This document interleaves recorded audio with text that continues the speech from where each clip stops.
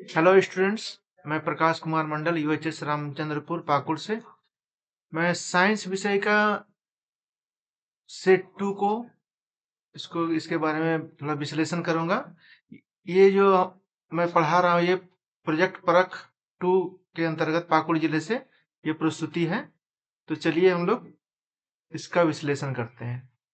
ठीक है, जैसे पहला क्वेश्चन हम लोग का देख रहे हैं हम, जैसे क्या है, अवतल दर्पण का उपयोग किया जाता है। अवतल दर्पण का उपयोग किस लिए किया जाता है?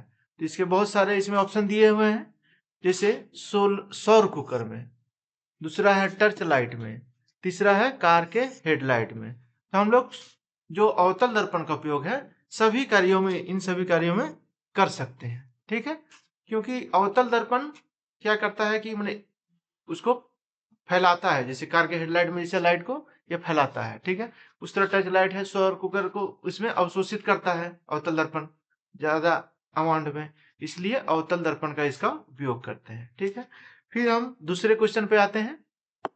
दूसरा क्वेश्चन है, किसी छोटे अक्षरों को पढ़ने के लिए किस लेंस का उपयोग किया जाता है? तो छोटे अक्षर को जब पढ़ना रहता है तब हम लोग उत्तल लेंस का उपयोग करते हैं। ठीक है, जैसे छोटी वस्तु को देखने के लिए हम लोग उत्तल का ही उपयोग करते हैं। ठीक है, फिर आते हैं हम लोग तीसरे क्वेश्चन पे। तीसरा क्वेश्चन है, एक अवतल दर्पण की फोकस दूरी 10 सेंटीमीटर है। फोकस दूरी कितना दिया हुआ है? 10 सेंटीमीटर। ठीक है, और दर्पण की वक्रता त्रिज्या कितनी होगी, मतलब वह आर पूछा जा रहा है। ठीक है, तो आर कितना होता है? आर होता है 2f, इसका मतलब 2 गुने 10, 20 सेंटीमीटर। ये कितना होगा? 20 सेंटीमीटर। तो इस प्रश्न का उत्तर होगा 20 सेंटीमीटर। ठीक है, फिर अगला क्वेश्चन हम लोग आते हैं। अगला क्वेश्चन है, मानव नेत्र के लिए स्पष्ट देखने की न्यूनतम दूरी कितनी होती है? तो न्यूनतम दूरी जो होती है वो 25 सेंटीमीटर होती है। न्यूनतम दूरी कितनी होती है? 25 सेंटीमीटर। जबकि अधिकतम दूरी जो होती है वो अनंत होती है। तो मानव नेत्र जो देख पाते हैं हम लोग, वो 25 सेंटीमीटर से कम दूरी को हम लोग वस्तु को नहीं देख पाएंगे। कम से कम 25 सेंटीमीटर होना आवश्यक है। ठीक है, अब अगला क्वेश्चन आते हैं हम लोग 5 नंबर। मानव नेत्र के किस भाग पर किसी वस्तु का प्रतिबिंब बनता है? तो जो प्रतिबिंब बनता है वो बनता है रेटिना पे बनता है। ठीक है, जो मानव नेत्र का किसी भी वस्तु का जो प्रतिबिंब बनेगा वो रेटिना में बनता है। ठीक है, जब दृष्टि दोष होता है तो यही रेटिना के आगे और पीछे बनने लगता है, इसलिए दृष्टि दोष हो जाता है। तो प्रतिबिंब कहाँ बनना चाहिए? रेटिना पे बनना चाहिए। ठीक है, फिर अगला क्वेश्चन हम लोग आते हैं 6 नंबर क्वेश्चन। विभवांतर का मात्रक क्या है? तो विभवांतर का जो मात्रक है वो वोल्ट है। ठीक है, जैसे एम्पियर दिया हुआ है, एम्पियर किसका मात्रक है? विद्युत धारा का मात्रक है। ओम किसका है? प्रतिरोध का है। कूलाम किसका है?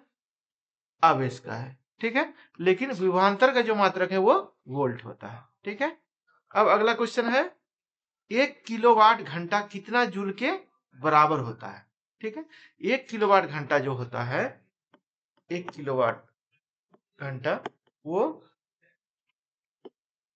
3.6 पावर 10 पर 6 जूल इसके बराबर होता है। ठीक है, लेकिन ऑप्शन में तो दिया हुआ नहीं है, तो ऑप्शन में ये दिया होगा आंसर सी नंबर, 36 गुने 10 पर 5 जूल। ठीक है, ये वाला आंसर होगा सी नंबर। ठीक है, अब अगला क्वेश्चन 8 नंबर। विद्युत धारा को किस यंत्र द्वारा मापा जाता है?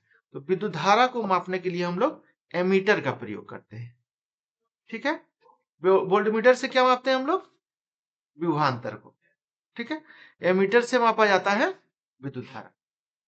ठीक, अगला क्वेश्चन आते हैं हम लोग 9 नंबर क्वेश्चन।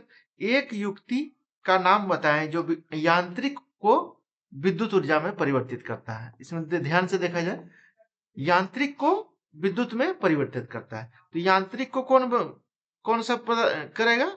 जनरेटर। ठीक है, यदि इसको उल्टा रहता, विद्युत को यांत्रिक में कौन करता है, तो उसमें मोटर होता। ठीक है, जब क्वेश्चन को हम ध्यान से देखेंगे, यांत्रिक को बोल रहा है विद्युत, विद्युत में कौन सा करता है, तो यांत्रिक को करेगा जनरेटर। ठीक है, अंतिम क्वेश्चन है 10 नंबर।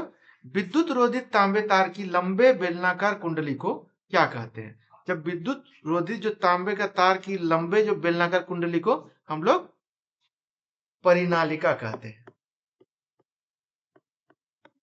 परिनालिका, ठीक है। इंग्लिश में इसको सेलेनॉइड कहते हैं, सेलेनॉइड। और परिनालिका इसको हिंदी में कहा जाता है।